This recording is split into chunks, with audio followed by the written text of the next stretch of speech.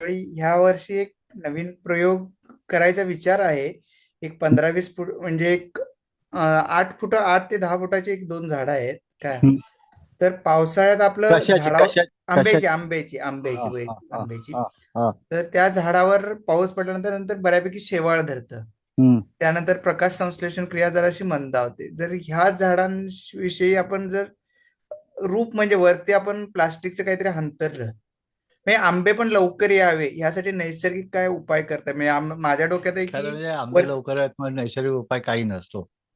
नाही नाही वरती छत कारण घालून कारण ते वरती जे छत घालून आहेत लवकर हे अक्षांश करावं. रेखांशाशी निगडीत असतं आणि खाऱ्या वाऱ्याशी निगडीत असतं. हम्म. त्याच्या आपल्याला काय उपाय काय असतो, की आंबे लवकर नाही आणता येणार, पण उत्तर भारतापेक्षा लवकर आणता येतील. हम्म. म्हणजे दशहरा लंगडा त्यांचा जुलैमध्ये तयार होतो. तो आपल्याकडे जून 1 सुरू होऊ शकतो. आपल्याला देवगडला कॉम्पीट नाही म्हणजे रत्नागिरी, देवगड, केरळ असं कॉम्पीट नाही करता येणार.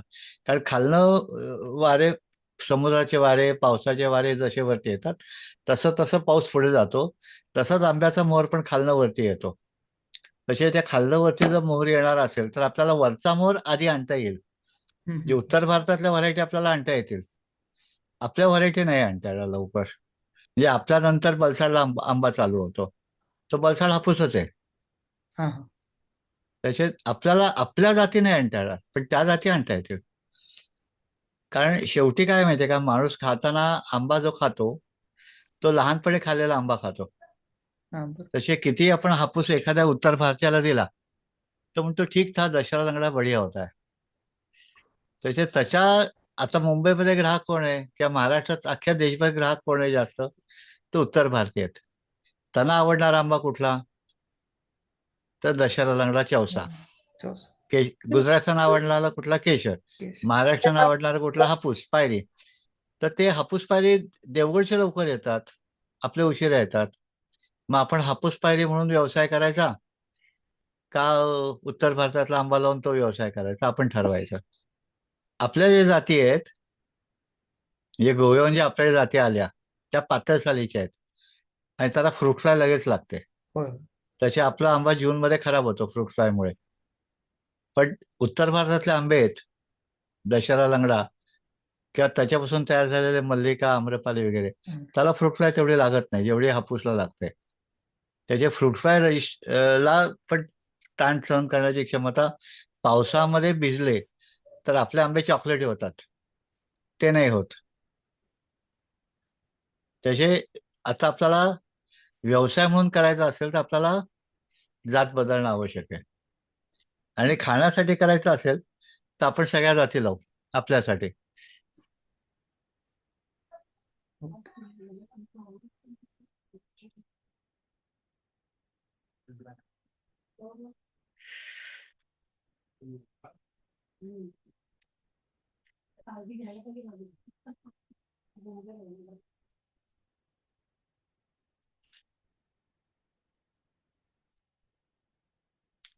आज याचं कोण आहे, नक्षत्र मीडियाचं? तर मी आहे वैष्णवी. दोन तिने मागितलं. पण परत आपल्याला कधी रिग्रेट नाही वाटलं बरं त्या गोष्टी. आवाज येतो सर आपल्याला? Hello. Hello. Hello. Hello. Hello. जोपर्यंत सुरत नाही तोपर्यंत प्रश्न विचारू शकता तुम्हाला काही असेल तर.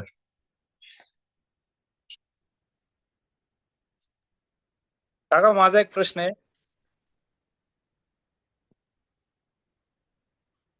हॅलो. काकांना बहुतेक आवाज येत नाही. बोला अमोलजी. नमस्ते काका. माईक तर ऑन करा. तर मी 2019 ला दिलीप दादांचं शिबिर केलं होतं. आवाज येत नाही माझा? हा येतोय. अ, माझा आवाज येतोय का तुम्हाला? आवाज येतोय माझा? अमोलजी तुमचा आवाज येतोय, काकांना आवाज जात नाहीये बहुतेक.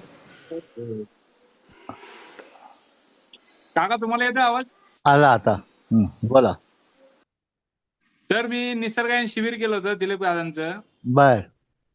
मग 2019 मध्ये. हा. तर त्याच्यानंतर मी ठरवलं की बाबा सिटीमध्ये सोडून आपलं कार्बन फुटप्रिंट कमी करायचं. बर.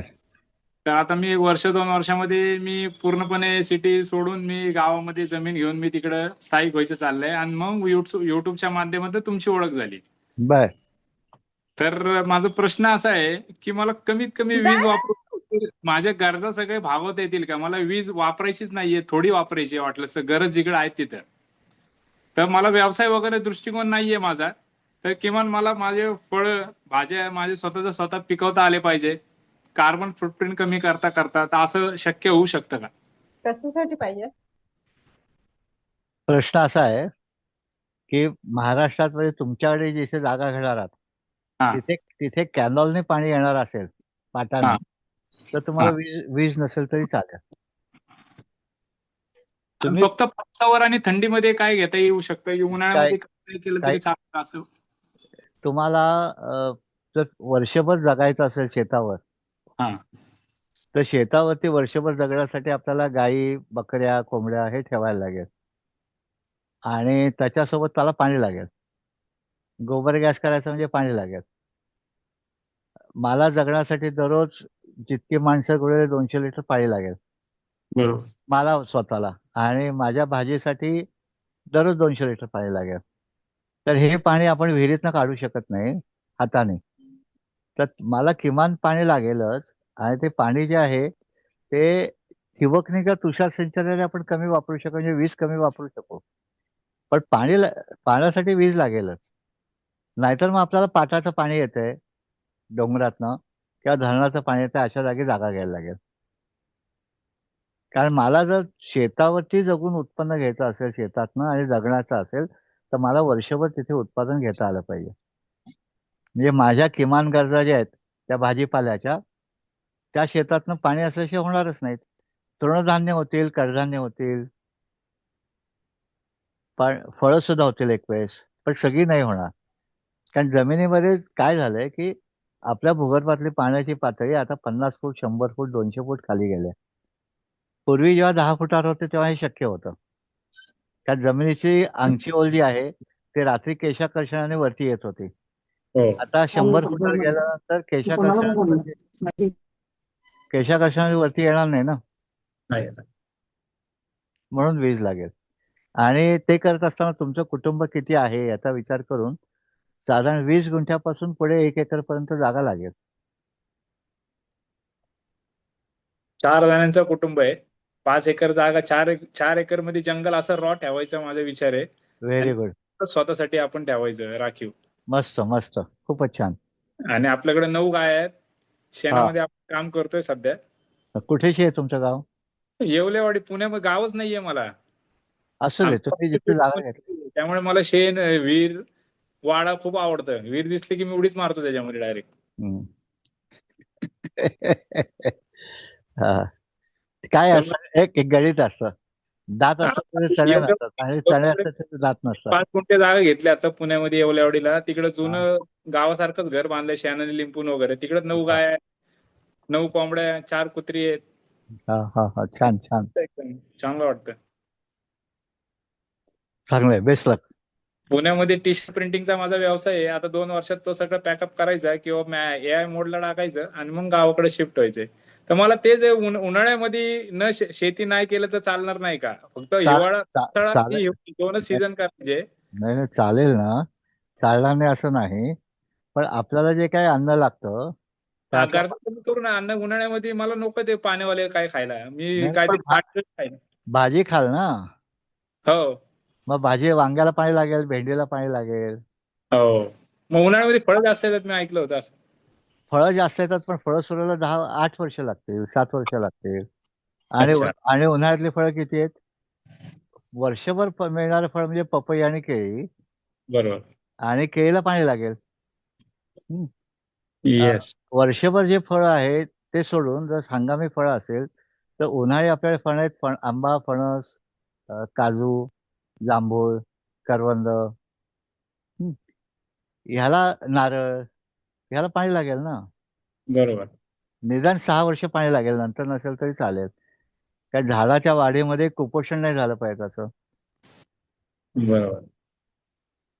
जे किमान पाणी पाहिजे असं म्हणू शकू आपण. किमान पाणी. येस. हं. मग तसं गंगामा सर्कल करून त्या पाण्यावरती आंघोळीच्या पाण्यावर भाजी करता येईल का? येईल करता. म्हणजे त्याची बचत करता येईल, पण पाणी असायलाच लागेल. लागेल. येस. मिळालं उत्तर मिळालं का? हं. ठीक आहे. अजून कोणाला काही प्रश्न?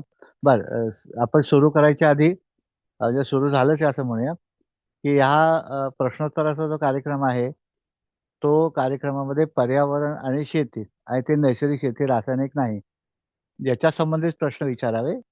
राजकारण, धर्म याच्यावरती प्रश्न विचारू नयेत. आणि आपला प्रश्न झाल्यानंतर आपला माईक बंद करावा.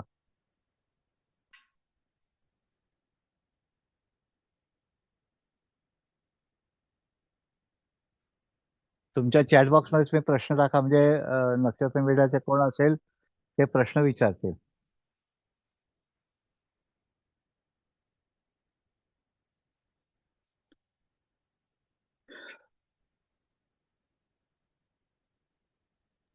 तुम्ही तुमचे काही दुसरे प्रश्न असतील ते पण विचारू शकता शेती रिलेटेड.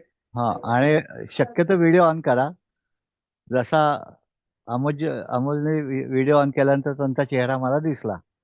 तसं चेहरा दिसल्यानंतर प्रश्नाचं उत्तर मिळालंय की नाही चेहऱ्यावरनं कळतं.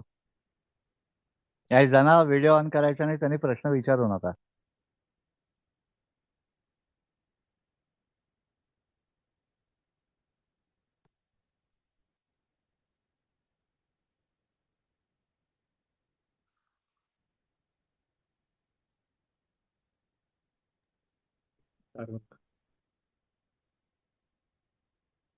हं. हं.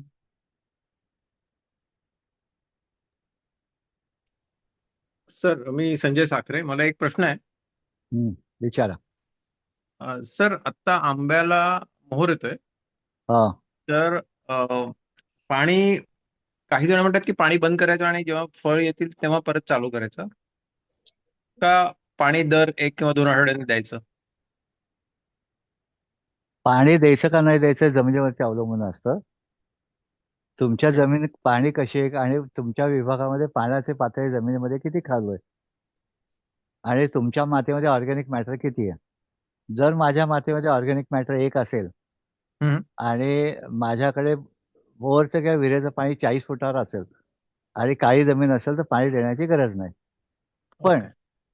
माझ्या जमिनीमध्ये ऑर्गॅनिक मॅटर 0.5 आहे आणि माझ्या बोरचं पाणी 200 फुटावर आहे, तर मला पाणी द्यायला लागेल. कारण जमीन जोपर्यंत ओलावा तयार होत नाही, हां. जोपर्यंत ओलावा तयार होत नाही, तोपर्यंत जीवाणू काम नाही करत. कारण जीवाणू झाडाचं अन्न तयार करून झाडाला देण्याची रचना करतात. झाडाला डायरेक्ट जमिनीतलं अन्न खाता येत नाही. तर जीवाणूंच्यासाठी मातीमध्ये ओलावा लागतो. तो ओलावा ओके. देण्यासाठी आपल्याला पाणी देणं आवश्यक असतं. कारण गेले काही वर्ष आपण असं बघतोय, की वातावरणामधलं दर महिन्याला उन्हाळा, पावसाळा, हिवाळा येतो. त्याच्यामध्ये पाण्याचे ताण जास्त येतात झाडावरती आणि हवामानातली आर्द्रता अकस्मात कमी झाली, तर आंब्याच्या मोहराचे पोलन सुकतात. तसे आपल्या बागेमध्ये ह्युमिडिटी 40 असणं आवश्यक आहे. आपल्या मोबाईलमध्ये ते ह्युमिडिटी बघता येते आपल्याला. तर 40 ह्युमिडिटी असेल, तर तुम्हाला पाणी देण्याची गरज नाही. ओके. आणि ऑर्गॅनिक मॅटर 1 असेल तर. पण सेफ साईड आपण पाणी देणं आवश्यक असतं. ओके. साधारणपणे 100 ते 150 लिटर वयानुसार आठवड्याला पाणी दिलं पाहिजे. आठवड्यात. हं. ओके. आणि बंद कधी करायचं सर? म्हणजे मी ऐकलं होतं की कधीतरी बंद करायला लागतं. कधीतरी बंद करायचंच असतं. हां. जेव्हा तुमचा आंबा जेव्हा पिकतो, हां, हां. त्याच्या आधी 1 महिनाभर. ओके. बरं. चालेल. कारण काय आहे, आंबा जर पाणी मिळत राहिलं तर उशिरा पिकतो ओके. आणि काही वेळा त्याच्यात हापूससारख्या जातीमध्ये साखा होतो. ओके. माझा लास्ट प्रयत्न म्हणून त्यांना होईल. चालेल. माझा अजून एक प्रश्न आहे, पण कोणाला विचारायचं असेल तर विचारू शकता मग, किंवा नाहीतर मी दुसरा प्रश्न विचारेन. सर सर तुमचा व्हिडिओ बघितला. तुम्ही आंब्याच्या झाडाखाली त्या बाटल्यांमध्ये ऑर्गॅनिक मॅटर वगैरे ठेवता त्याच्यामुळे माशांचं. ऑर्गॅनिक मॅटर नाही. सॉरी, त्याच्याने शक्य असेल तर माशाचे अवशेष, मासे. Correct correct. कारण त्याच्यावरती माशा खूप येतात. ते मी ठेवलंय. हा, प्रत्येक झाडाच्या खाली एक ठेवलंय. गुड. आता अ, त्याला मुंग्या लागणार नाहीत ना बघा. हो हो, एकाला मुंग्या लागल्या होत्या, आम्ही काढून टाकलं मग ते. हा, नाही त्याच्यात पाणी घालायचं थोडस, ओके. म्हणजे मुंग्या नाही लागत. आणि आणखीन मी ऐकलं की गुळाचं पाणी, म्हणजे गुळ 100 ग्राम गुळात म्हणजे 2-3 लिटर पाणी घालून ते पण फवारलं तर. त्याच्यात ग्लुकोज आहे ना, तुम्ही बाहेर आल्यानंतर काय करता? राईट, पाणी ग्लुकोज. मध्ये ग्लुकोज ग्लुकोज म्हणजे झाड ग्लुकोजच बनवतं. राईट. आता बाटली टांगणं सोपं आहे का गुळ मारणं फवारणं सोपं आहे? बाटली टाकणं. आपण सोपं आहे ते काम करूया ना. राईट. नाही, मला वेळ आहे म्हणजे, म्हणून म्हटलं की ते पण मारलं तर चालेल हो, का म्हणजे. मारलं नाही, फवारलं होतं. फवारलं, सॉरी. मारलं म्हणजे चोराला मारतात. आपल्याला आंबा वाढवायचा आहे. राईट. वामनराव पै म्हणतात, तूच आहे तुझ्या मनाचा शिल्पकार. आपण बोलू तसं होतं. त्याच्या मारायचं नाही, राईट. द्यायचं. चालेल. फक्त मला एक भीती वाटते की फवारताना मोहर म्हणजे गळून वगैरे पडणार नाही, असं मला कधी कधी वाटतं. अतिरेक केला तर गळतो. राईट. म्हणजे बासुंदी खूप छान झाली, मग 1 लिटर पेली तर काय होईल? चालेल, तसं आहे. समजलं. म्हणजे त्याला वैज्ञानिक भाषेमध्ये म्हणतात रिव्हर्स ऑस्मॉसिस. 1200 ppm पेक्षा जास्त द्रव गेला तर ते झाडातला द्रव बाहेर येतो. त्याच्या झाडाला म्हणजे अजीर्ण होतो थोडक्यात. राईट. तर ते अजीर्ण होणार नाही एवढं आपण फवारलं, म्हणजे 2% गुळ फवारला चालतो. Okay. Thank you sir. Okay,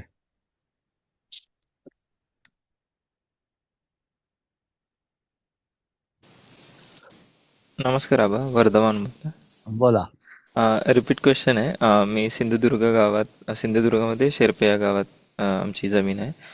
question असा आहे की आता जमीन पडीक आहे आणि त्या ठिकाणी जर उन्हाळी काही लागवड करायची झाली म्हणजे मार्च महिन्यामध्ये साधारणतः, आणि पाण्याची अवेलेबिलिटी कमी आहे, अजिबात नाही असं नाही पण कमी आहे, तर त्या ठिकाणी काय करता येईल? मूग.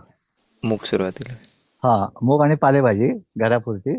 ओके. पण तुम्हाला तिथे माकडांचं आणि गुरांचं बरोबर. याचं संरक्षण आहे का? हं. हे बघायला लागेल. आणि मुगासारखं पीक नुसतं पाण्याच्या पाठव्याच्या पंपाच्या स्प्रेमधनं पण होऊ शकतं. उगवण्यापुरतं पाणी द्यायला लागेल, नंतर पाणी नाही दिलं तरी चालेल. चालेल. आणि ह्याच्यामध्ये भुईमुग घेण्यासारखं नाही नाही, काय नाही ना? भुईमुगाचं पीक जे आहे ते 90 दिवसाचं आहे. बरोबर. त्याशिवाय ते तुमचे 90 दिवस तयार होणार जूनमध्ये, हं. आणि त्या भुईमुगाच्या शेंगांना मोड येतील, आणि तुम्हाला लँड प्रिपरेशन पावसाच्या आधीची तयारी नाही करता येणार. शेंगदाणा लावायचं झालं तर जानेवारीत लावायला लागतो, मार्चमध्ये नाही. आपले शिल्लक आहेत 60-70 दिवस, म्हणून त्याच्यावर मुगासारखं पिकच घेता येतं. बरं. चालेल. सर, हे एक दोघं. प्रश्न आहे. थँक्यू. नाव सांगा आणि प्रश्न विचारा. कौस्तुभ बळशीकर. बोला. हा, माझं फार्म सफाळा पालघरमध्ये इथे आहे. हा. आणि माझे हे जी नारळाची झाड आहेत, म्हणजे आता माझ्या फार्मवरतीच आहे. हम्म. ते नारळाच्या झाडांना असे एकमेकांमध्ये तुम्ही बघू शकतात की गेलेले आहेत. आणि दुसरं म्हणजे फांद्या ज्या आहेत त्यांना म्हणजे हे होतं, म्हणजे अ, रोगच आहे, पण तो एक कळत नाही काय आहे. त्यामुळे नारळ व्यवस्थित येत नाहीत त्याला. मुळामध्ये काय माहितीये का, की तुमचे नारे किती फुटावर दिसत आहेत आता? ते साधारणतः एक 6 फुटावरती आहे. हम्म. म्हणजे मला तुमच्या घरामध्ये 5 वर्षाच्या मुलासाठी घेतलेली खुर्ची आहे, त्याच्यात तुम्ही बसलात तर काय होईल, तसं तसं होतं नारळाचं. नारळाच्या बरोबर. फांद्या एकात एक जाण्याचं कारण जे आहे, नारळाची हं. फांदी साधारण 12 ते 15 फूट लांब होते, झावळी ज्याला म्हणतात ते. जावई, बरोबर. आणि तुमच्या इथे नारळाच्या झावळ्या ज्या दिसत आहेत, त्या कोण जो आहे तो असा आहे झावळ्यांचा. हम्म. आणि तो कोण असा असल्यामुळे त्याला पानांची संख्या कमी आहे. हम्म. 36 पानं आल्याशिवाय नारळ येणार नाही. 180 पानं असले, म्हणजे 180 अंशात असेल, म्हणजे असाच्या ऐवजी असा झाला तर हा. नारळ 10-20 नारळ लागायला सुरुवात होईल. नारळामध्ये अंतर हा. कमीत कमी 25 फूट पाहिजे, 2 नारळाच्या मध्ये. 2 नारळाच्या मध्ये. अच्छा. आणि तिथे तुमची नारळाची बाग झाली आहे, तर नारळाच्या सावलीत तुम्हाला त्याच्यावर काळी मिरी सोडता येईल, दालचिनी लावता येईल, हा बघा, हे माझ्या ना- काळी मिरीचं प्लांटेशन इथे आहे. नारळ नाही होणार. हे काळी ते- मिरी आहे. नाही, पण तुम्ही काळी मिरी, बुश काळी मिरी लावली आहे आणि त्याला शेडनेट केले, हा, म्हणजे हा, म्हणजे तुम्ही खर्च वाढवलाय हम्म. आणि त्या खर्चाचा नाही पण झालंच मेंटेनन्स बघा. कॉस्ट जास्त आहे. नाही, मेंटेनन्स ह्याला साहेब नाही आहे, कारण की हे फॉगर्स वरती चालतं ना, त्यामुळे अरे ह्याला साहेब, तुम्ही शेडनेट केली त्याचा खर्च आहे. हा? नाही, शेड नेट केला, पण त्याला काय आपण फारसं स्ट्रक्चर नाही, फक्त पोल उभे केले आणि वरती शेड नेट सोडलेली आहे. आपण काय 100 प्रॉपर 100%. हा आता आता प्रॉपर असं. हा, बोला ना. नारळाच्या खोडावर जर मिरी वाढते तर तुम्ही ते शेडनेट करून जर केली असेल, त्याचा खर्च आहे आणि त्याचा मेंटेनन्स हा. पण आहे. आता तुम्ही ते नारळ काळी मिरी लावली, कशात लावली आहे? हे आपल्या चार बाजूला कुंडीमध्ये लावली आहे. कुंडीमध्ये लावले. कुंडी कितीला पडते? हे बघा अशी. नाही, ते मी बघितलं, मला दिसतंय चित्र. नाही नाही, तुम्ही म्हणते ती गोष्ट खरी आहे साहेब, पण ते जे आम्ही जे तुम्ही नारळाचं म्हणतायत ना, तर ते उतरवताना त्याचा तेवढंच हे असतं. तर ह्याचं कसं आहे, काढताना त्रास होऊ नये ह्या दृष्टिकोनातून आपण ते केलं होतं. कोकणात मी आणि माझे ना- वडील त्याच्यासाठीच नारळ लागले तर काढाल गेलो ना. होतो. तर दोन्ही पद्धती आम्ही बघितल्या. नाही, साहेब, हा, तुम्ही ज्या झाडाला नारळ वेल वर्गीय तुम्ही जे म्हणतात ना, नाही नाही, तुम्ही जर कसली 6-6 फुट वर्गीय? नारळ लावले ना, त्याला नारळ बोला ना. येणार नाहीयेत. मधला नारळ 2 इंच. अच्छा. नाही, नारळ तसे लागलेत. तुम्ही काय काय नारळ. हॅलो. बर, मग आवाज तुमचा येतोय का? प्रश्न काय आहे नारळ लागले तर? हा, माझा प्रश्न माझा हाच आवाज आहे. येतोय हा, हा, आता हा तुम्ही बघू शकता, ही झावळी अशी हा. झालेली आहे. काय काय झावळ्या अशा हे होतात, म्हणजे त्याची जी पानं आहेत ती नीट होत नाही, अशी ते वेगळी होतात, ते मी म्हणतोय, असे सुकले जातात, तर अहो, त्याच्या. होणारच आहे, कारण त्याला ऊन मिळत नाहीये. आपण शाळेमध्ये असताना काय शिकलो? प्रकाश संश्लेषण क्रिया झाड करतं आणि त्यातनं हम्म. स्वतःचं अन्न बनवतो. या बरोबर. नारळाची सावली या नारळ झाली, झावळीवर झाली, तर खालच्या सावलीला झावळीला ऊन नाही मिळत, मग ती आजारी पडते, त्याला रोग आणि कीड लागतात. हम्म, हम्म, मग तर आता आता सध्या आपण त्याच्यावरती काय करू शकतो, तर नारळाचं काही झाड. काही काही मला ते माहिती नाही काय करू शकतो ते. कारण अच्छा. ते जे आहे ना, ते तुम्ही टेम्पररी केलं तरी परत तो प्रॉब्लेम होणारच आहे. जोपर्यंत त्याला पूर्ण ऊन मिळत नाही, तोपर्यंत ते तुम्ही मुळाला. तुम्ही कितीही खर्च केला तरी काही फायदा होणार नाही त्याचा. दरवर्षी तो करत बसायला लागेल. अच्छा, मुळांपर्यंत ऊन पोचलं पाहिजे, बरोबर ना? मुळांपर्यंत नाही, झाडाच्या झावळीला ऊन मिळालं पाहिजे. पण ते तर म्हणजे प्रत्येक झावळीला असं म्हणायचंय तुम्हाला? त्याला पानं किती आहेत आता? 9 का 10? एक, हा, 10 ते 12 पानं आहेत हम्म. प्रत्येक झाडाला, ऍव्हरेज. 36 पानं आली तर त्याला 100 नारळ लागतात. झाड. एका एका पानाचं आयुष्य जे आहे ते 3 वर्ष असतं. तुमच्याकडे ऊन कमी असल्यामुळे त्या झावळ्यांचं आयुष्य नवीन दर महिना तयार होण्याच्या ऐवजी 2-3 महिन्यांनी तयार होते. तसे तुमच्याकडे पानांची संख्या कमी आहे, कारण कंपनीमध्ये काम करणारी माणसं कमी आहेत, म्हणजे झावळ्या कमी आहेत. बरोबर. झावळ्या कधी वाढतील? त्याला पुरेसं ऊन मिळालं तर. आपण खाली पाणी देऊ शकू. तुम्हाला न्यूट्रिएंट मॅनेजमेंट करता येत असेल तर ते फरक पडतोय का बघा. त्याला हम्म. खाली काय करायचं की जितक्या वयाचं नारळ हा, आहे तितके तितकी हा. गमेली शेणखत वर्षातनं 3 वेळा विभागून द्यायचं. हं? तुमच्याकडे नारळाचं जे ओके. खोड आता जे तुम्ही खोड दाखवताय, त्या हा, नारळाच्या झाडाचं मध्ये कुपोषण झालेलं आहे. हा, लावल्यानंतर साधारण आतापासून एक 4 ते 5 वर्षापूर्वी त्याचं कुपोषण झालं, म्हणजे त्याला पाणी मिळत नव्हतं त्या झाडाला. तुमचा हा. लाल गेरू जिथे लावलाय तिथे नारळाचं खोड हम्म, बारीक आहे. हं? हम्म. आता बरोबर.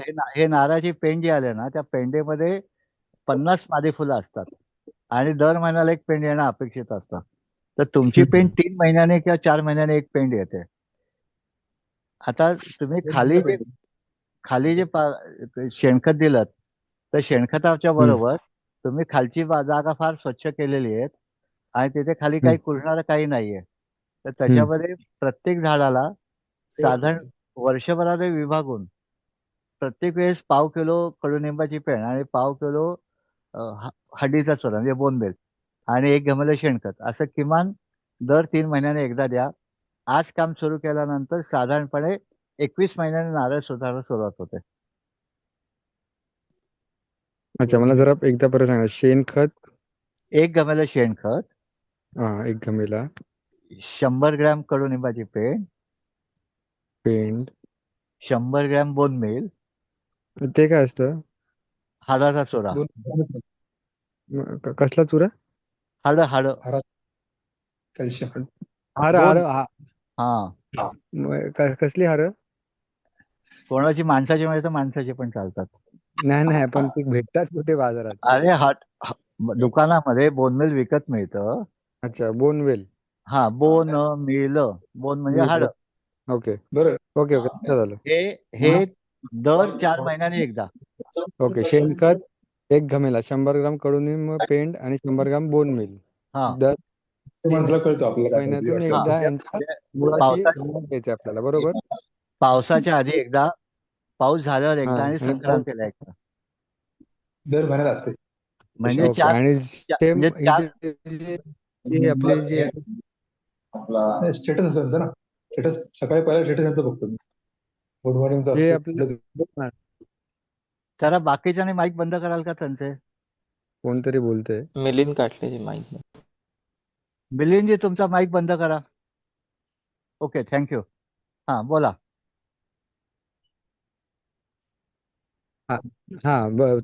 पुढे काय म्हणत होतात तुम्ही? म्हणून थांबलेलो. मी तुम्हाला असं म्हणत होतो, प्रत्येक वर्षाला एक हे वाढवत जायचंय. म्हणजे दर 4 महिन्याने 1 गमेला घालायचंय, पुढच्या वर्षी ते 2 गमेले घालायचंय.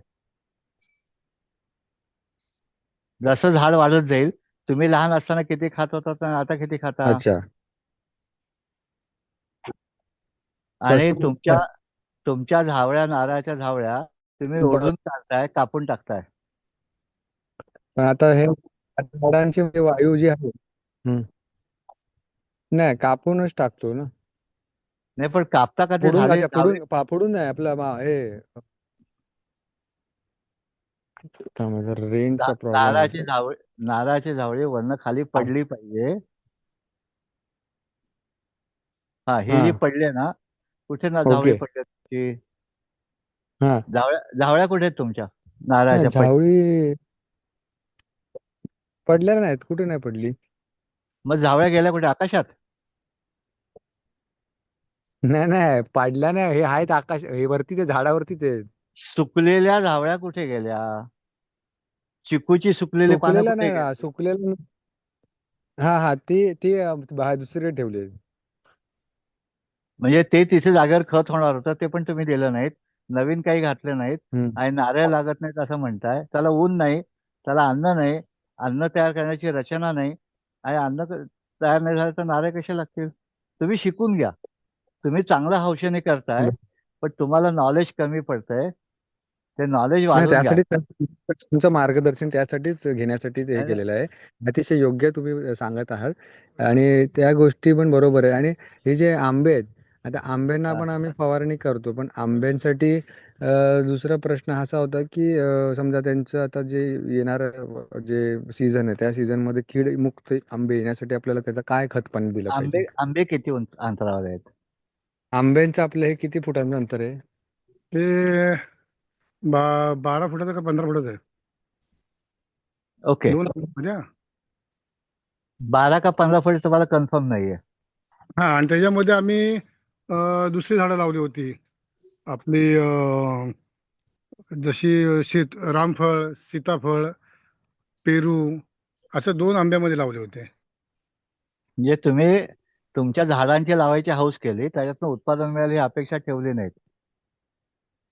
कारण हा, म्हणजे आम्ही कसं माहिती साहेब, हे आपल्याकडे एक रिटायर्ड कृषी अधिकारी होते, त्यांनाच हे झाडं लावायला दिली होती, त्यांनीच झाडं आणली, त्यांनीच लावली होती. अरे, झाडं तुमची रिटायर कृषी अधिकारी काही सांगू दे तुम्हाला. मी सांगितलं उद्या गोमांस आणून स्वयंपाक करा, करणार आहात का तुम्ही? साहेब आता ते त्यातलं आपल्याला काय माहिती नव्हतं, आणि ते स्वतः माहिती करून घ्यायची असते. तुम्ही जी आम्ही भिंत बांधलीत, हा, माहिती करून घेतल्यानंतर भिंत बांधलीत का तशीच भिंत बांधली? नाही, ते आपल्या बाउंड्रीला कुंपण असं म्हणून आपण बरं, भिंत पण बांधतो. मान्य. ती कशात मातीत बांधली, सिमेंटमध्ये बांधली, आधी माहिती करून घेतली ना, त्याचा भाव काय आहे, किती फूट झाडं आपलं करणार. आपलं एकदम म्हणणं रास्त आहे साहेब, पण आता तो कृषी अधिकारी त्या क्षेत्रातला कृषी आहे, त्यांनी जर अधिकाऱ्याला आपलं कृषी अधिकाऱ्याला अक्कल असते असं तुम्हाला कोणी सांगितलं? हा हे माहिती नव्हती, ते आम्हाला आता कळालं हा. ही फसल्यावरती. कॉमन सेन्स आहे. तुम्ही घरात माणसं किती आहात? आम्ही घरात 7 माणसं. 7 माणसं. किती खोली आहे? जागा किती आहे? जागा आमची आहे 450 पावणे 500 स्क्वेअर फूट. हा, म्हणजे एका खोलीत किती माणसं? 7. नाही नाही, एका 7. खोलीमध्ये हा म्हणजे बेडरूम आणि हॉलमध्ये असे पकडून, बेडरूम मध्ये दोघं नवरा बायको आणि आम्ही ते बाहेर 5 जण. बरोबर आहे. म्हणजे 10 बाय 10 मध्ये नवरा बायको ना, 2च माणसं ना. हो बरोबर. मग इथे तुम्ही किती माणसं दिली? झाडं म्हणजे माणसं पकडू आपण. हा हा हा. हा, ते गिचमिळली ते एकमेकांच्या डोक्याला डोकं लागणार, ते जमिनीतलं मुळं भांडणार, झाडं वरती प्रकाशाला भांडण करणार, आणि झाडाची एनर्जी भांडणात जाणार, फळात येणारच नाही. बरोबर. मग आता ह्याच्यासाठी काय उपाय केला पाहिजे गुरुजी? 2 उपाय असतात. एक म्हणजे ते मधली झाडं काढून दुसरीकडे लावणे, हा. किंवा किंवा मधली झाडं बारीक बारीक करत जाणे, एक दिवशी ते संपून टाकणे. हो, ठीक ठीक. कारण काय माहितीये का, हा. कठोरपणे मी गाय आणली, गायला पिल्लू झालं, त्याला पिल्लू झालं, त्याला पिल्लू झालं, मी सेवा करायची म्हणून गाय आणली, आणि माझ्याकडे आता 10 जनावर झाले. त्या अरे 10 वा. जनावरांची पोषणाची ऐपत माझी नाहीये, मग मी काय करायचं? हा, दुसऱ्याला आपण गौशाळाला देणार. करेक्ट. आता तुमच्या इथे त्या झाडं पोषणाची जागाच नाहीये, कारण त्याला हम्म, मुख्य लागतं तो सूर्यप्रकाश नाहीये. नंबर 2, तुम्ही जसा हॉल साफ करता तसं शेत साफ केलंय. हम्म, हम्म. बरोबर. हं. तर ते जे त्याचे बेसिक नियम आहेत ना, हे बेसिक हम्म. नियम तुम्ही शिकून घ्या. त्याची वेगळी माहिती वेगळ्या माध्यमातून मिळते. हा. विद्यापीठाच्या पुस्तकातून मिळते, अच्छा. YouTubeमधनं मिळते, आणि स्वतः तपासून बघा, की 10 लोकांकडे फिरा. त्यांची बाग जी लागती नारळ असेल, ज्यांच्याकडे चांगले हा. नारळ लागलेत, त्यांच्या 2 हम्म, नारळामधलं हम्म. अंतर किती बघा. त्यांना खत काय घालतात ते विचारा. चालेल हं.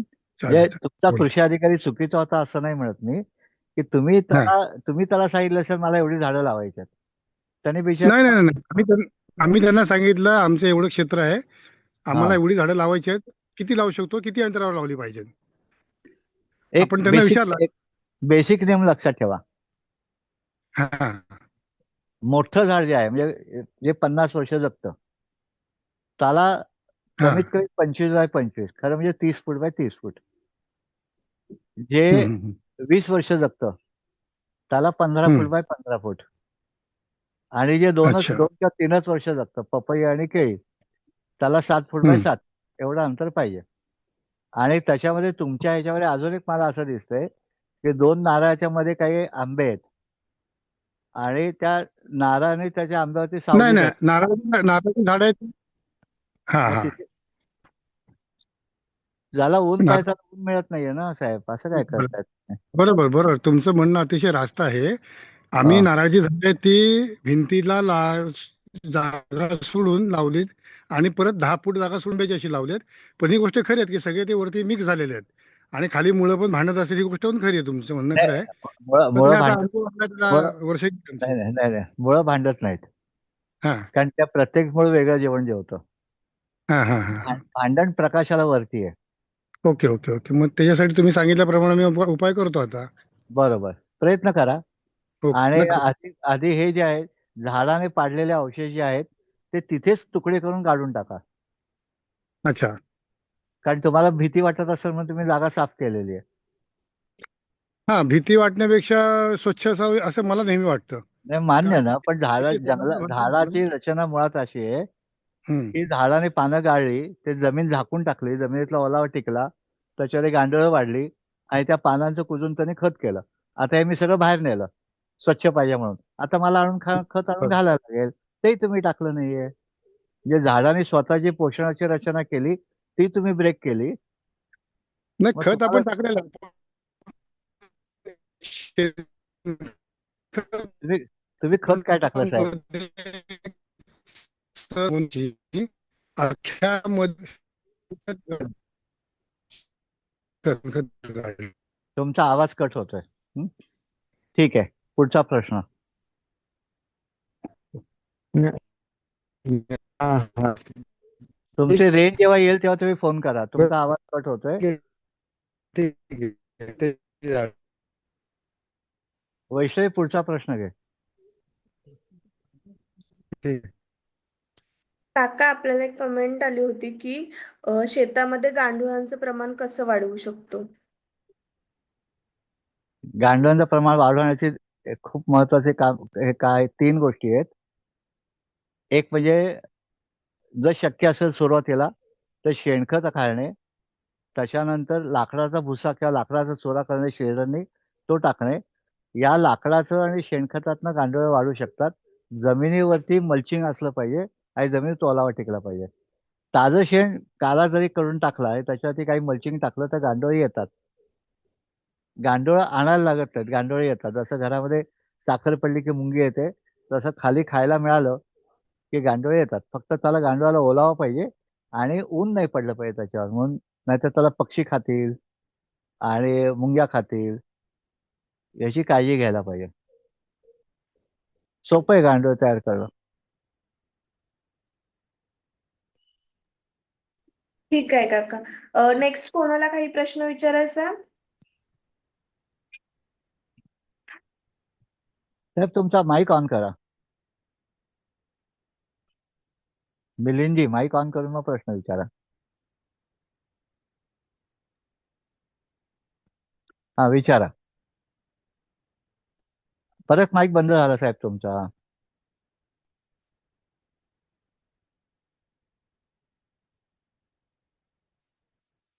तुमचा माईक बंद आहे साहेब.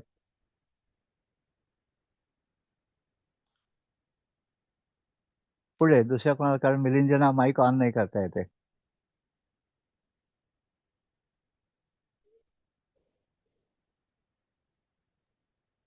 मी विचारू का?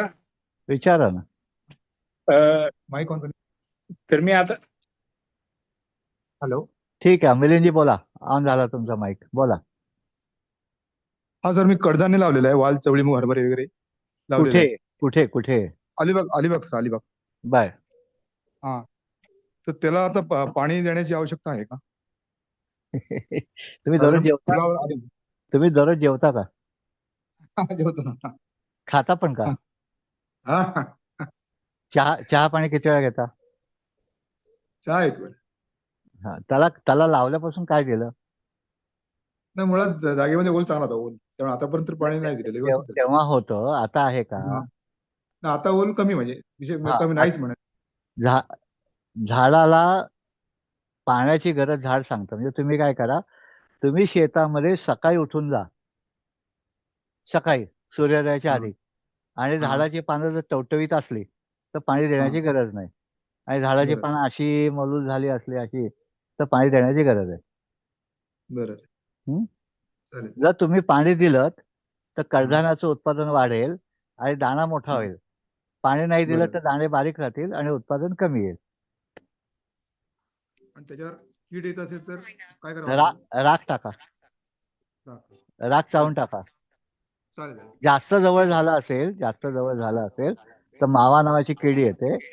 बरोबर आहे. त्याच्यासाठी तुम्हाला राख चाळून जरी अशी फेकली तरी हा. ते जाते. Okay sir, thank you. Okay, best लक.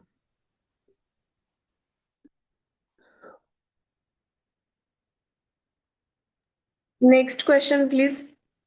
अमोलजी तुम्ही काहीतरी विचारत होतात. हो, मला अ, आता शेतीचं तर मला काय, माझ्याकडे शेतच नाहीये, शेती घेण्यापासून सुरू आहे. तर मला कोर्स तिकडे तुमच्या इकडे येऊन कुठलं मला अस- परमाकल्चर, अस- फूड फॉरेस्ट बेसिक अस- कोर्स अस- मला अस- करायचे. अस- असं काही नसतं, माझ्याकडे यायला पाहिजे असं काही नसतं. तुमच्या परिसरामध्ये कोणतरी शहाणा असतो. आधी तुम्हाला काय करायला लागेल की तुम्ही जसं म्हणत की मला हे करायचं, हे करायचं, हे करायचं, लिहून काढा. मग तेच फूड फॉरेस्ट मला शिकायचं आणि परमाकल्चर 2 गोष्टी आहेत आता. मग ते पर्माकल्चर शिकवणारे आधी तुम्ही पुस्तकानं बघू शकता, युट्यूबवरनं बघू शकता, त्याच्या नोट्स काढू शकता. आणि मग तुम्ही जिथे शेती घेणार आहात तिथला पाऊस किती आहे, तिथली मातीची खोली किती आहे, मातीचा प्रकार काय आहे याच्यावरती, आणि आपल्याला पाणी, तुम्ही म्हणताय तसं पाणी किती आहे मला माहिती नाही, तर ते करून मला पर्माकल्चर करायचं असेल तर मला काय मर्यादा आहेत, कारण पाणी नाही म्हणजे मर्यादा आली. हं? तुम्ही जंगल तयार केल्यानंतर 5 एकरपैकी 1 एकर शेती आणि 4 एकर जंगल केल्यानंतर ते पाणी तयार होईल, पण त्याला 10 वर्ष लागतील. आणि हे जे पाणी झाडं लावलेत त्याला लहान वयामध्ये पोरगं कमवायला कधी लागेल? थोडं मोठं झाले की. आणि मग त्याला शिशु असताना पाणी पाजायला लागेल का? दूध बाळ असताना जेवण द्यायला लागेल का? का त्याचा तो शोधेल? नाही नाही. हा, मग ती जी आहे ती अवस्था 2 ते 3 वर्ष असते. तर त्या अवस्थेपर्यंत आपल्याला त्याला द्यायला लागेल. पर्माकल्चरमध्ये वेगळं काही नसतं. तुम्ही पुस्तकातनं पण कळेल आणि तुम्हाला शिकायची इच्छा असेल तर शिकू शकता. आत्ता आम्ही एक फूड फॉरेस्टचा एक वर्ग घेतोय. 6 तारखेपासून सुरू होणार आहे. तो ऑनलाईन आहे.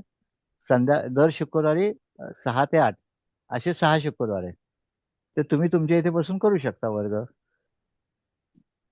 बरं. आणि देशामध्ये खूप वेगळे लोक पर्माकल्चरचे वर्ग घेत असतात. फूड फॉरेस्ट आणि पर्माकल्चर जवळपास सारखं आहे. पाश्चात्य देशातलं त्याला म्हणतात फूड फॉरेस्ट, पर्माकल्चर. आपण म्हणतो एकात्मिक सेंद्रिय शेती. बर म्हणजे तुमच्या डोक्यात जे आहे ना ते एकात्मिक शेती आहे. बर, हो कंपनी बरोबर तेच. फक्त बेडरूम कुठे पाहिजे, हॉल कुठे पाहिजे, स्वयंपाकघर कुठे पाहिजे हे ठरवायचं असतं. माझ्या कोर्समध्ये आपण कुठलं पीक घ्यायचं झाडाच्या खाली हे सगळं तुम्ही ते सगळं लेअरिंग वगैरे सगळं असतं का याच्यामध्ये? 6 आठवडे हा म्हणजे 12 तास. बरोबर.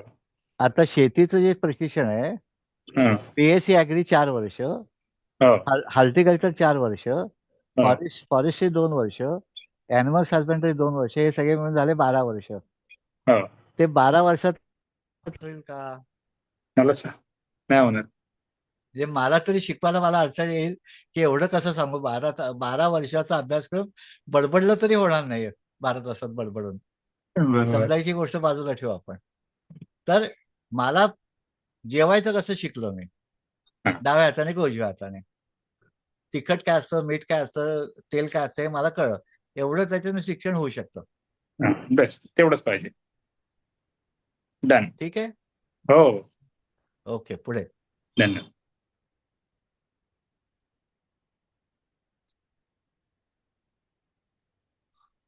सर नमस्कार, मी नीरज गव्हाण बोलतोय. तुमचा आवाज येत नाही रणजित. आता येतोय आवाज? येतोय ना? मिलिंदजींचा माईक चालू आहे त्यामुळे बराच डिस्टर्बन्स येतो ऐकण्यात. अच्छा, आता येतोय आवाज? हा, येतोय, बोला. अच्छा, मला जर आधी कुठल्या आधी पर्टिक्युलर आधी आधी नाव सांगा सर तुमचं. मी नीरज गव्हाण बोलतोय. आणि कुठून बोलताय? मी माझं फार्म जांभूळपाड्याला आहे. हा, बोला. मला असं विचारायचा प्रश्न आहे की लिक्विड फॉर्म मध्ये कुठलं फर्टिलायझर द्यायचं असेल, फॉर एक्झाम्पल ह्युमिक ऍसिड वगैरे, तर हा ते झाडाच्या खोडाच्या इकडे द्यायचं की त्याच्या आजूबाजूला 1-2 फूट अंतरावरचा टाकलं तरी चालतं? हा माझा हात आहे. हा, मी जेवतो कशाने, हाताने का बोटाने? बोटाने. बोट कुठे आहेत? तोंडाजवळ का हाताच्या लांब? तोंडाजवळ का लांब? लांब मी हात असा लांब करतो हा हा आणि लांबनं त्या बोटाने घास घेतो आणि घशात घालतो. हा हा तसं झाडाची जी मुळं आहेत हा हा त्या मुळाची टीप जी आहे, इथून नाही मी हा जेवतो, हा टीप मधलं जेवतो. तर मुळाचं टीप जे आहे त्याला म्हणतात इंग्रजीमध्ये रूट झोन.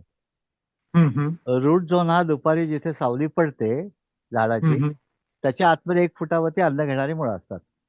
अच्छा तर अच्छा आपल्याला तिथे द्यायला लागेल ते. अच्छा, ते थोडं सगळं पसरून द्यायचं. हा, म्हणजे तुम्ही ते तर तुमच्याकडे रचना असेल तर मायक्रोस्प्रिंकलर लावून व्हेंचुरी मध्ये तुम्ही देऊ शकता. देऊ शकतो. अच्छा, ओके पण तशी रचना लागेल, नाही तर झारीने घालायला लागेल. झारीने घालायला लागेल. हो हो, yes. म्हणजे आमच्याकडे काय रचना आहे त्याच्यावर प्रमाणे.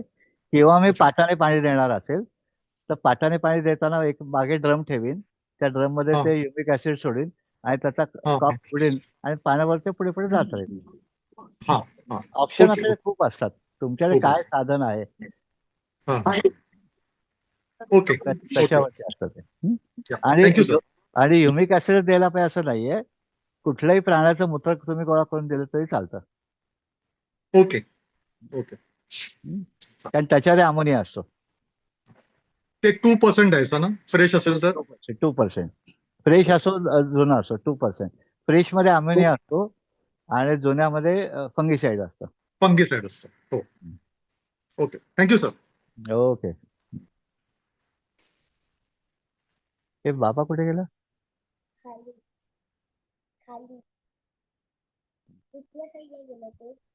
मिस्टर ऋषिकेश, तुम्ही विचारू शकता तुमचा प्रश्न. तुम्ही हात वर केलाय. माझा नमस्कार काका. मी नमस्कार. ऋषी अवताडे बोलतोय अहमदनगरवरनं. बोला. माझा भाजीपाल्याचा व्यवसाय आहे आणि हा. प्लस मी शेती पण आहे माझी 10-12 एकर. आवाज मला गेला त्या तुमचा. आता येतोय माझा आवाज? आवाज गेला सर तुमचा.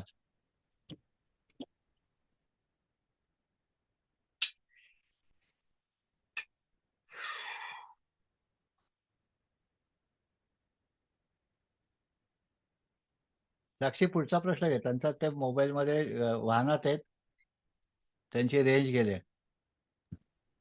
ओके काका, आपल्याला एक चॅटबॉक्स मध्ये एक प्रश्न आलाय प्रसाद पाटील यांचा. त्यांनी असं विचारलंय की देवगडमध्ये आंबा बाहेरून सुरण आंतरपीक म्हणून लावायचं आहे त्यांना. तर मातृकंद कोठून घेऊ शकतो आणि त्याची लागवडीपासून हार्वेस्टिंग पर्यंत मार्गदर्शन त्यांना हवं आहे.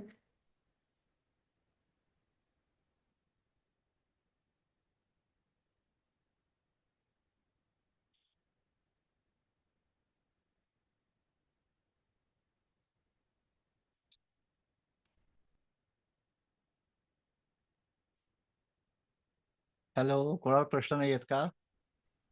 काका, एक चॅटबॉक्स मध्ये ऐकायला येते का? काका, माझा आवाज येतोय का तुम्हाला? हॅलो. ब्लूटूथ कनेक्ट नाही झालं ना. हॅलो. काकांना आवाज जात नाही. हो. हॅलो. वर्धा म्हणजे बोला. तुमचा आवाज आम्हाला ऐकायला येतोय, पण आमचा आवाज तुम्हाला ऐकायला येत नाहीये. ऐकायला येते? हा, आमचा आवाज तुम्हाला येत नाहीये. नाही, आता तुमचा आवाज आता आला की मला. हा, आत्ता आला सर. हा, बोला. काका, माझा आवाज येतोय का? विजय बोलतोय. बोला, आवाज येतोय विजयजी. तर आपल्याला चॅटबॉट मध्ये एक प्रश्न आलाय की हा. देवगडमध्ये आंबा बाहेरून आंतरपीक म्हणून लावायचं आहे, सुरण पीक म्हणून. तर मृत्यूकंद कोणता घेऊ शकतो आणि त्यात लागवडीपासून हार्वेस्टिंग पर्यंत मार्गदर्शन मिळावे. मार्गदर्शन मिळू शकतं. सुरणावरती आमचे लेले काका प्रशिक्षण वर्ग घेतात. सुरणाचा मातृकंद जो आहे तो आत्ता जो आहे तो आंध्र प्रदेशवरनं येतात व्हरायटी, किंवा तुमच्या इथे सुरणवाल्या जे भाजीवाल्याकडे तुम्ही सुरण घेऊ शकता आणि तो घेऊन तुम्ही तुमची लागवड करू शकता. प्रश्न असा आहे की तुमच्याकडे देवगडला खाली सड्यावरती कातळ आहे, तर तिथे लावायला जरा अडचण येईल, कारण तिथे मातीची खोली कमी आहे. आंध्र प्रदेशची जी व्हरायटी तिचं नाव आहे गजेंद्र, आणि त्याला कमीत कमी 1 फूट मातीची खोली असणं आवश्यक आहे. आंब्याच्या खाली ते घेता येईल, पण आंबा जर घनदाट असेल तर तो सुरणाचं झाड उंच वाढतं आणि सुरण धरत नाही. तसे तुम्ही खाली हळद घेतली तरी चांगली येईल. हळद सावलीमध्ये येते आणि 4 आंब्याच्या मध्ये तुम्ही सुरण लावू शकता. थोडं तरी रिफ्लेक्टेड लाईट त्याला मिळालं पाहिजे आणि खाली 1 फुटाची माती पाहिजे. तो तुम्ही लावल्यानंतर लेले काकांचा युट्यूबवरती व्हिडिओ पण आहे, रोहिणी कृषी पर्यटन. लेले तुम्ही नंतर विजय तुम्हाला त्यांचा नंबर टाकेल गटावरती. त्यांचे युट्यूबवरती व्हिडिओ आहेत त्याचे, माझे पण आहेत. पण तुम्हाला जास्त शिकायचं असेल तर त्यांच्याकडनं शिकता येईल.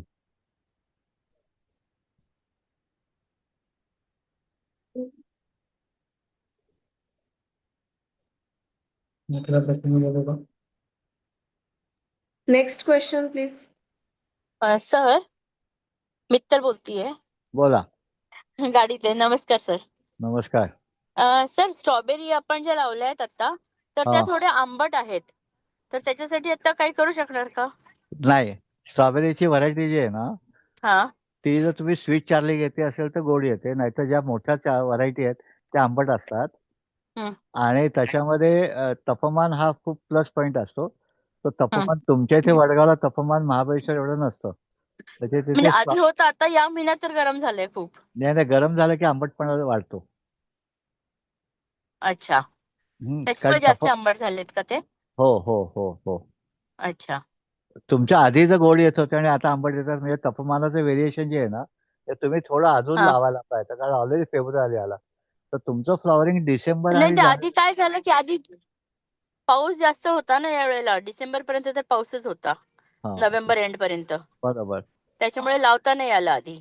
खरी गोष्ट आहे. मग डिसेंबर मध्येच लावले होते आपण. हा. हम्म, हम्म. त्याच्यात ते पुढे आलं ना फ्लॉवरिंग ठीक. तसं. हा, त्याच्यामुळे फ्लॉवरिंग पुढे झालं आणि त्याच्यामुळे त्यात बरोबर हार्वेस्टिंग पण पुढे आलं. बरोबर बरोबर. आता मग मी त्याचा स्ट्रॉबेरी क्रश करायला आज ट्राय केलं मी, हा की ऍटलिस्ट आपण स्ट्रॉबेरी क्रश करावा त्याचा. हा चांगलं आहे ना. हा तुम्ही तुम्ही तो हा क्रश करून फ्रीज करून ठेवा. हा. तेच आता विचार केला की तसंच करावं. जसं मागच्या वर्षी मँगो पल्प तुम्ही म्हटल्यानंतर मी मँगो पल्प करून घेतला होता, हा हा तसं आता यावर्षी मग स्ट्रॉबेरी क्रश करते आता. Best best. आई तुमच्याकडे आउटलेट आहे. हो, आहे. दुधाबरोबर जाईल ते आमच्या. Yes yes. Yes yes. Best luck. Yes yes. Thank you sir, thank you. हा ऋषिकेशजी विचारा, तुम्ही थांबलायत आता. हा न- नमस्कार काका. नमस्कार. तर मी हे म्हणत होतो की माझं एक 12 एकर क्षेत्र आहे आणि माझा भाजीपाल्याचा व्यवसाय आहे. अरे मी वा. हम्म. शहरातल्या कुटुंबांना भाजीपाला पुरवतो. पण हम्म. मला आता हा जो भाजीपाला मी जो पुरवतो हा हा ट्रेडिशनल प्रॅक्टिसेसनी म्हणजे पेस्टिसाइड्स वगैरे यूज करून हा पुरवतो. हा हा तर हा. मला आता माझी शेती या नैसर्गिक पद्धतीनं तो भाजीपाला पिकवायचा आहे, तर याची सुरुवात कशी असली पाहिजे? तुम्ही शेती करताय ना, ते शेतीमध्ये फरक फक्त असतो पोषण आणि संरक्षणाचा. तुम्ही प्रचलित जे करताय ते पोषण आणि संरक्षण रासायनिक आहे. हो, हा आता तुम्ही बरोबर आहे. सेंद्रिय करायला जाता तेव्हा पोषण आणि संरक्षण ऑर्गॅनिक म्हणजे इनपुट जे आहेत ते ऑर्गॅनिक असतात. आता हो, याच्यामध्ये जमिनीमध्ये जे जीवाणू आहेत ते हो, जीवाणू केमिकल मुळे मरतात आणि बरोबर आहे. त्याच्यामुळे झाडाला पोषण देण्यासाठी आपल्याला बाहेरनं प्रयत्न करायला लागतात. तर आपली बरोबर. पिकं घेत असताना जमीन सशक्त होणं आणि जमीन सशक्त झाल्यानंतर त्याला काय हवामानाच्या बदलामुळे रोग आणि किडी येत असेल तसं नियंत्रण करणं, याला आपण म्हणतो सेंद्रिय शेती. याच्यामध्ये जमिनीमध्ये बरोबर. तुमचा ऑर्गॅनिक मॅटर तुमचा 1च्या आसपास जेव्हा जाईल तेव्हा तुमची सेंद्रिय शेतीला सुरुवात होते. आणि तुम्ही जेव्हा भाज्या घेताय तर भाज्यांमध्ये पालेभाजी जी असते त्या पालेभाजीला नायट्रोजनची गरज खूप असते, नत्राची गरज खूप असते आणि तो शेणखतातून मिळत नाही. त्याची बरोबर. लहानपणी वाढ छोटी होते. मग तेच आपल्याला शेणखताच्या माध्यमातून नाही पण दुसऱ्या माध्यमातून द्यायचं असेल तर जीवामृताची फवारणी करून देणं किंवा ताजं गोमूत्र फवारून देणं की ज्याच्यावर नायट्रोजन ऑलरेडी आहे. ह्युमिक ऍसिडची ड्रेंचिंग करणं. एक्सेस नायट्रोजन कशात आहे तर गांडूळ खतात आहे. मग शेणखताच्या गांडूळ खत देऊन आपल्याला करता येईल का वाढ? किंवा अँडोजेनिक अमिनो आम्ल, मत्स्यजेनिक अमिनो आम्ल अशी जी काही बुस्टर्स आहेत ती बुस्टर्स दिली तर पालेभाजी ऑर्गॅनिक पद्धतीने करता येईल. ऑर्गॅनिक वेगळं नसतं, फक्त रसायनांचा वापर नसला की ऑर्गॅनिक होतं आणि ते तुम्हाला ठीक शिकता आहे. येईल. खूप सोपं आहे. तुमच्या तालुका कृषी अधिकाऱ्याला भेटा. आत्माच्या अंतर्गत याचं प्रोजेक्ट काम करणं चालू आहे आणि त्याचे महाराष्ट्र राज्य पातळीवरती सुद्धा कामं चालू आहेत आणि तुम्ही तुमच्या तालुका कृषी कनेक्ट झालात ना की ते तुम्हाला अनेक उपाय सांगतील. कारण त्यांना तुमच्यासारखे माणसं हवी असतात की जे प्रत्यक्ष काम करतात. काही अडचणी तुम्ही आहे. ओके काका. ओके काका. आणि थँक्यू. काका दुसरा एक प्रश्न असा होता की आपल्या फार्मवर जर यायचं असेल तर काही पहिला अपॉइंटमेंट वगैरे घ्यावं हो लागते का? हो हो, कारण मी फिरतीवर असतो किंवा माझे क्लास ओके. चालू असतात त्याच्यामुळे माझी वेळ ठरवून तुम्हाला यायला लागतं. येऊ शकता तुम्ही. ती कशी घेऊ शकतो काका? व्हॉट्सअपवर तुमच्या नावासकट मला मेसेज करायचा. ठीक आहे. ठीक हा, आहे काका. कोणालाही मला भेटायचं असेल किंवा मला काही प्रश्न हवे असतील माझ्याकडनं तर तुमच्या नावासकट व्हॉट्सअप मेसेज करायचा, तुमचा प्रश्न मांडायचा. माझ्या सवडीनुसार मी तुम्हाला उत्तर देईन त्याच्यामध्ये. कारण ओके काका. माझा दिवस जरा बिझी असतो. उत्तर आठवड्याच्या आत मिळणार एवढं नक्की. ओके काका. ओके काका. Okay, best luck. थँक्यू काका.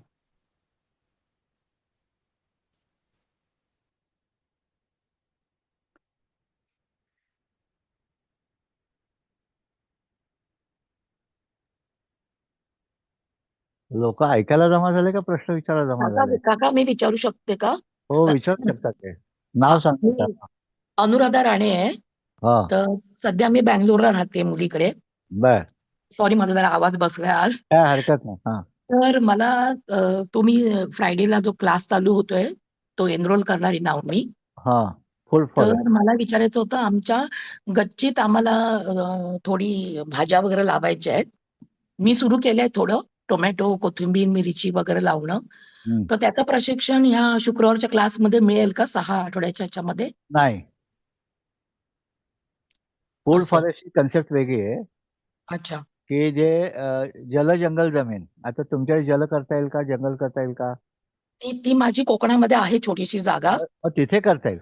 हा, मग हे मी प्रशिक्षण घेईन जे कोकणात वापरता येईल. Correct correct. आमची वैभववाडीला छोटी जागा आहे.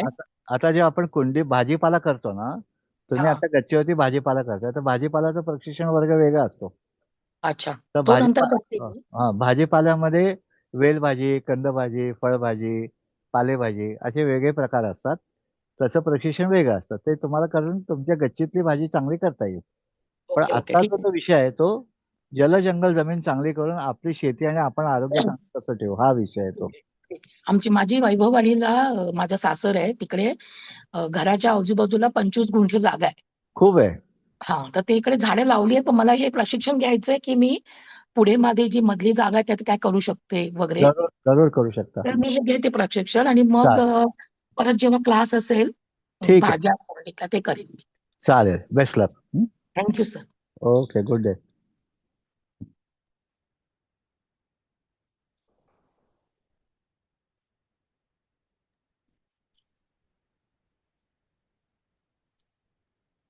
सर, हे हळदीच्या फिंगर्स खाली असं काहीतरी आलं होतं, हे काय आहे? याचं काय करायचं? याचं काही करायचं नाही. हे हा. जमिनीमध्ये सोडून द्यायचं. हे बरं माझ्या मते इमर्जन्सी फूड आहे त्याचं. बरं क्रायसिस मॅनेजमेंटमध्ये हा. त्याचा स्टॉक येतो. बरं बरं, ठीक आहे. कारण काही वेळा असं येतं हा, आणि आपण हे खाऊ शकत नाही. खाऊ शकत नाही ना? नाही नाही नाही नाही. ओके ओके, ठीक आहे. थँक्यू.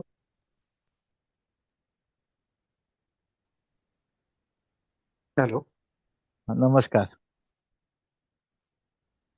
विचारा. नमस्कार सर. नमस्कार. सर, मी श्रीलेश पालव. आमच्या सिंधुदुर्गमध्ये छोटीशी जमीन आहे, म्हणजे एक अगदीच 2 ते 5 गुंठे किंवा असं काहीतरी. तर तिथे आम्ही ना तेव्हा ती सपाट नव्हती, असं ओबड-दोबड होती. ती घेतली तेव्हा.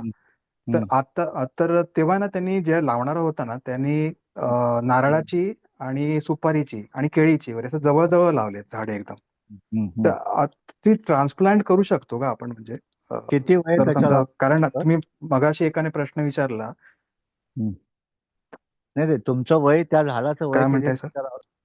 त्या झाडाचं वय किती याच्यावर अवलंबून असतं.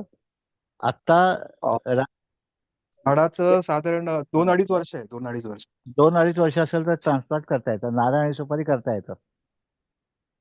आंबा करता येईल की नाही शंका आहे. अच्छा. नारळ सुपारी नक्की करता येईल. ओके. अच्छा. कारण नारळ सुपारीची ओके. मुळं पण ते जगण्याचं हे काय प्रॉब्लेम नाही त्याला.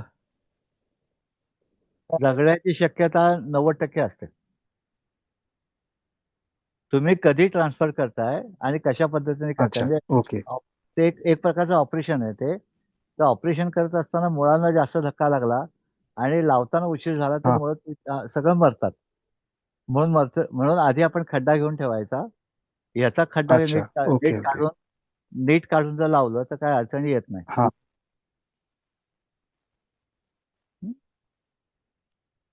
अच्छा. नॉर्मली काय ओके. होतं आता की पावसाळ्यापूर्वी साधारण एक मार्च. पावसाळ्यापूर्वी खड्डा करून ठेवायचा आणि पहिल्या पावसामध्ये 2 पाऊस झाले की रिप्लांट हा. करायचं. म्हणजे हवेमध्ये थोडासा गारवा आला पाहिजे आणि ओके. माती ओके. थोडीशी निदान वीटभर ओली झाली पाहिजे.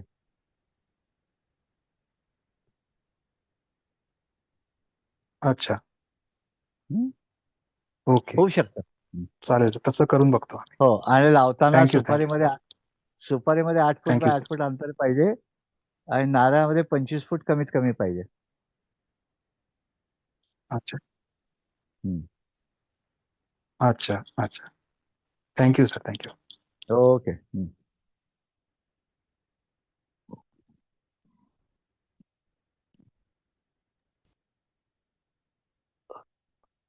तर संजय साखरे, एक प्रश्न विचारू शकतो आता? हो, विचारा ना. आम्ही आत्ताच हळद काढली, म्हणजे पूर्ण तुम्ही सांगितल्याप्रमाणे पूर्ण सुकल्यानंतर मधून काढली हळद. हम्म. आम्ही 4-5 झाडं लावली होती. माझं कर्जतला छोटंसं फार्म आहे, तर आम्ही 4-5 हळदीची झाडं लावली होती. हम्म. तर पुढच्या वर्षीसाठी अ, ते काढलेलं सगळं ठेवलं तर चालेल का? ते दहावे राहील का दहावे जूनपर्यंत?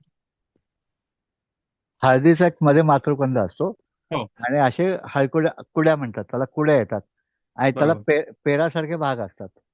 तर राईट. एवढा भागाचं सुद्धा रोप होतं. ओके. तसे रोप होणं ही अडचण नाहीये. याचं याचं पाचपट होईल, याचं पाचपट होईल आणि याचं पाचपट होईल. त्याचे तुम्हाला उत्पादन पाहिजे असेल तर मधल्या कंदाचं उत्पादन मिळेल आणि जे ओके. बारीक आहे तशी रोप होतील, म्हणजे पुढच्या वर्षीचं बेणं होईल. म्हणजे हळदीचं सगळं तुम्ही लावू शकता. सगळं लावू शकतो. फक्त त्याला जे रोप येतं ते हां, हे जी बोटाला जी हे आहे, रेष आहे, ते आपण हां. त्याला पेर म्हणतो. त्या पेराच्या जागेतनं रोप येतं आणि त्याला तशी ओके. टेंगळं असतात. त्याच्या मधनं जर कापलं तुम्ही गराचा भाग, तर त्या हं. टेंगळातनं रोप येतं आणि त्याची तुम्हाला रोपं करून लावता येतात. ओके. म्हणजे ते कापून मग वेगवेगळी रोपं लावता येईल आपल्याला. हा, नाही तर एकाच जागी दाखवलं तर ते नर्सरी तुम्हाला सोपी जाईल. तुम्ही ठरवा कसं करायचं ते. अच्छा. पूर्ण तसं लावू शकतो न कापता हो वगैरे. हो हो, लावू शकता लावू शकता. ओके. चालेल. चालेल. थँक्यू. आणि ठेवण्यासाठी काय वेगळी पद्धत आहे का? म्हणजे आम्ही थोडं वाळवलंच आहे. शक्यतो उन्हात वाळवायचं नाही. ओके. बी बी म्हणून पाहिजे असेल तर ते एखादा क्रेट किंवा बांबूची टोपली घ्यायची, हं. त्याच्यात त्याच्यात पालापाचोळा टाकायचा, त्याच्यामध्ये ते कंद टाकायचे, वरती पालापाचोळा टाकायचा आणि वर्ष म्हणजे ऊन नाही मिळणार पण वारा खेळेल असं आंब्याच्या झाडाखाली किंवा व्हरांड्यामध्ये ठेवायचं की त्याच्यातनं डायरेक्ट ऊन नाही आलं पाहिजे त्याच्यावर. जुन्या पद्धतीमध्ये ते टोपलीत घालून वाळू घालायची, पाला घालायचा, वाळू घालायची, त्याच्यावर कंद ठेवायचे, पाला घालून वाळू घालून जमिनीत पुरून ठेवायचं, अशी जुनी पद्धत आहे. ओके. हवेशीर ठेवता येतं किंवा तुम्ही झाडाला एखाद्या बोराची जाळी येते तशी जाळीमध्ये घालून झाडाला टांगूनही ठेवू शकता. पण त्याच्यावरती वारा आला पाहिजे आणि ऊन नाही आलं पाहिजे. ओके. ऊन चालेल. आलं तर ते सुकत जाईल आणि मग हां. त्याच्यातलं विशिष्ट ओल संपल्यानंतर ते उघडणार नाही. चालेल सर. आम्ही सगळंच ठेवून जाऊ. कारण 4-5 रोपं आहेत, त्याच्यामुळे ते काढण्यात काय मला असा अर्थ वाटत नाही. तेच आम्ही सगळंच ठेवून देतो. गुड. हां, थँक्यू. शेवटचा प्रश्न सर कोणाचा असेल तर विचारा. सर ते असं आपण बांधून ठेवलं तर ते त्याला जर म्हणजे ऊन नाही लागलं, वारं तर लागलंय, पण मग ते सुकणार नाही का? नाही, सावलीमध्ये त्याला असेल तर सुकत नाही. मग त्याला मध्ये मध्ये काय पाणी शिंपडावं लागणार? नाही नाही, काही नाही काही नाही. असंच राहणार ते? हो, तुमच्याकडे चांगली झाडं आहेत ना, तर तुम्ही त्याच्या टांगायच्या हा. ऐवजी खाली पालापाचोळा टाका झाडाखाली, त्याच्यावरती ते कंद टाका, वरती हम्म. पालापाचोळा टाका आणि ते पावसामध्ये आपोआप त्याला मोड येतो अच्छा. तेव्हा काढून लावा. अच्छा, ठीक आहे. आणि त्याचं वरचं पान सुकलं म्हणजे खालचं ते तयार झालं असं समजायचं हो का? हो, सुकून आडवं पडलं पाहिजे, पिवळं झालेलं नाही. हा, जर पूर्ण खाली सुकून पडलं जमीन तर? सपाट झालं. हा, पूर्ण सुकून झाड जमीन सपाट झालं पाहिजे. अच्छा, मग ते कंद काढून घ्यायचं की त्याच्यातच राहून द्यायचं? तुम्हाला राहिलं पाहिजे तरी तर चालेल त्याच्या ना? हो हो, राहिलं तरी चालेल. राहिलं तर ते अजून वाढेल ना आतमध्ये? हो हो, नक्की. मग अच्छा. तुमच्याकडे गोमूत्र आहे ना, हा. थोडंसं 10 लिटर मध्ये 1 लिटर गोमूत्र घालायचं आणि ते पाणी त्याच्यात सोडून ठेवायचं, म्हणजे आतमध्ये बुरशीनाशक होतं आणि ते कधी कुजत नाहीत. बर, ठीक आहे सर. थँक्यू.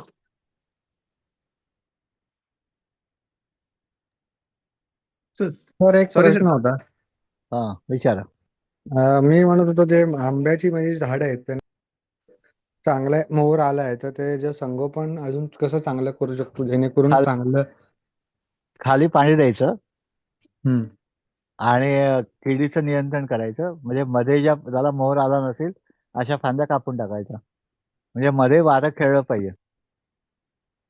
म्हणजे जर समजा आपल्याला 50 फांद्या आहेत आणि त्यात 20 फांद्याला मोर आलाय, तर उरलेल्या खालच्या उर्वर खालच्या खालच्या खालच्या पिंजऱ्यामधल्या झाडाची कॅनोपी जी आहे, हा हा त्याच्यामध्ये मधनं आपल्याला छत्रीला खालनं बघितल्यानंतर जशा काड्या दिसतात तशा झाडाला बाहेरनं पानं आणि मध्ये रिकामं दिसलं पाहिजे.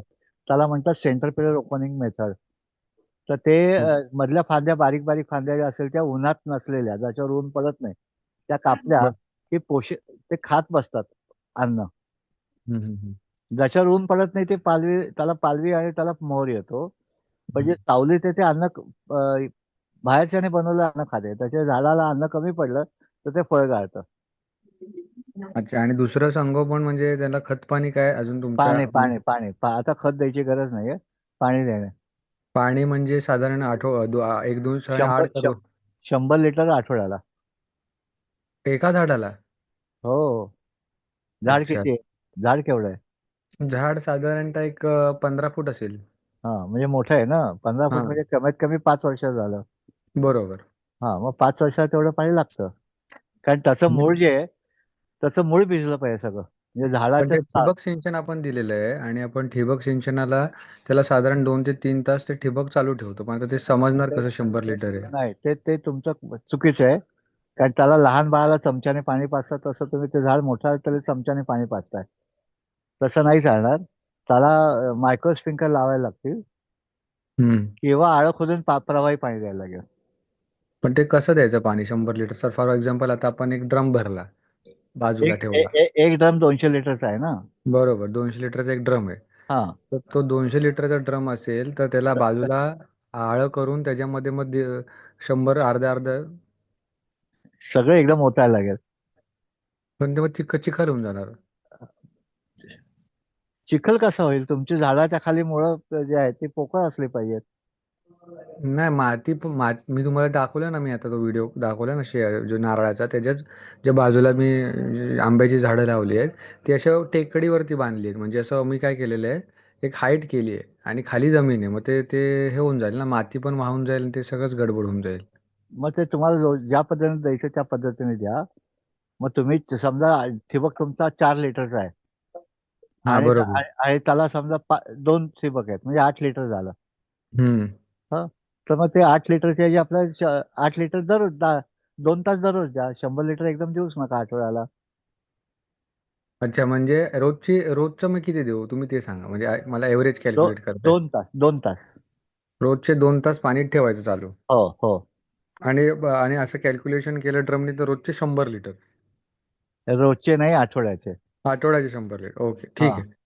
आणि साहेब एक अजून प्रश्न आहे की कन्सल्टिंग फी तुम्ही काय घेतात चार्जेस विजिट केले तर? तुम्ही मला व्हॉट्सअप मेसेज करा, मी ठीक तुम्हाला आहे. सांगतो. कन्सल्टन्सीची फी असते ती मला तुम्ही बोलू नये, माझी इच्छा असते. आणि आपलं लोकेशन कुठे आहे हे? मी बदलापूरला शेती करतो. ओके ओके, माझं पालघरमध्ये फार्म आहे. हा हा हा. तर मग तुमच्या नंबरवर संपर्क करतो. येस येस, नक्की. माझा तो व्यवसाय आहे. ओके ओके, ठीक आहे. मी सविस्तर आपण बोलू. येस. थँक्यू. थँक्यू. आपण आता थांबूया. कोणाचा एक शेवटचा प्रश्न असेल तर, नाही तर थांबूया आपण. ओके. निसर्ग मित्र हे दर महिन्याला वेगळी प्रशिक्षण घेत असतं. त्यातले काही ऑनलाईन असतात, काही ऑफलाईन असतात. त्यातली 1 दिवसाची, 2 दिवसाची, 6 आठवड्याची, वर्षभराची अशी वेगळी प्रशिक्षणं असतात. जी जास्त दिवसाची असतात ते ऑनलाईन असतात. तर आत्ता आपला येणारा जो आहे त्या शुक्रवारपासून आपला एक 6 शुक्रवारचा एक ऑनलाईन वर्ग सुरू होते. त्या विषयाचं नाव आहे फूड फॉरेस्ट. याची माहिती तुम्हाला गटावरती पण येईल. या गटावरती पण येईल, माहिती मिळेल आणि तुम्ही त्याच्यात एनरोल करू शकता. तो ऑनलाईन आहे आणि दर महिन्याला प्रशिक्षण असतात त्याची पण माहिती गटावरती येत राहील. किंवा वैयक्तिक माझा जो नंबर आहे राजेंद्र भट, हाच नंबर जो माझा आहे तो व्हॉट्सअप नंबर आहे. तुम्ही तुमच्या नावाने व्हॉट्सअप केल्यानंतर मी त्याला उत्तर देईन आणि काही प्रश्न असेल तरी त्याचं उत्तर देण्याचा प्रयत्न करू. आणि आपण दर महिन्याला एक प्रश्नाचे उत्तर असा एक आपण कार्यक्रम आता केला आता. जे काही प्रश्न लिहून तुम्ही पाठवले असेल, आता आपल्याला उत्तर देता आलं नसेल किंवा तुम्हाला प्रश्न विचारायला वेळ मिळाला नसेल, तुम्ही लिहून पाठवलं तरी आम्ही त्याचे एक पॉडकास्ट सारखं तुमचे प्रश्न वाचून आम्ही त्याला उत्तरं देतो. असा दर महिन्याला एक कार्यक्रम आपला असतो. तर आमच्याशी कनेक्ट राहा आणि तुमची शेती चांगली कशी करता येईल आणि नैसर्गिक शेती किंवा सेंद्रिय शेती कशी करता येईल याच्यावर प्रयत्न करा. धन्यवाद. Thank you sir. Thank you sir. Thank you. Good night. धन्यवाद सर.